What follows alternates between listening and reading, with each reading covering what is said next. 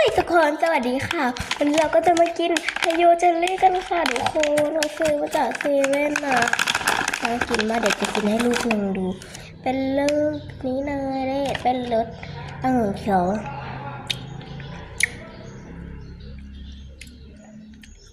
อร่อยมาก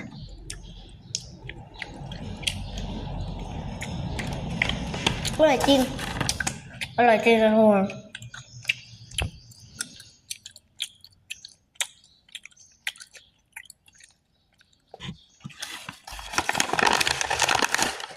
อันนี้ก็เป็นรสโค้ก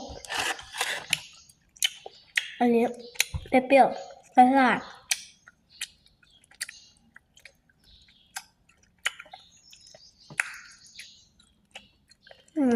อร่อยมากทุกคน